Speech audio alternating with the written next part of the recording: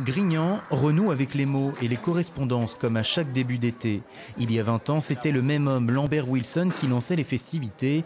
L'acteur est l'invité d'honneur de cette édition 2015.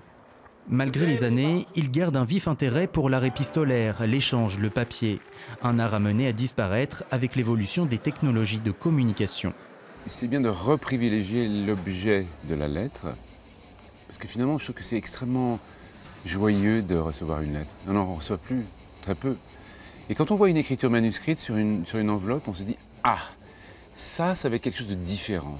Ça ne va pas être ni une facture, ni un prospectus. L'ORES, on reçoit tout ça sur les ordinateurs ou les téléphones. Donc là, c'est un objet particulier. » Mon ami la plus chère, être unique, adoré. Ah, je ne puis vous dire quelle tristesse infinie a été la mienne.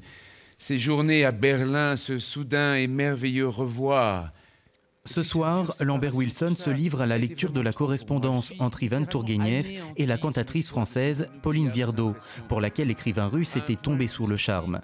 Des échanges fougueux, des lettres passionnées, empreintes d'admiration, d'envie et d'émotion.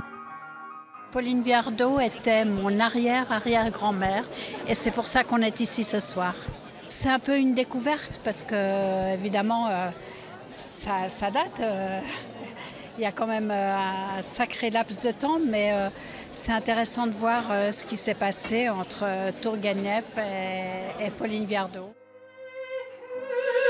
Les 500 spectateurs de la collégiale s'avouent conquis. L'an dernier, l'organisation a recensé 12 000 entrées lors de la semaine du festival.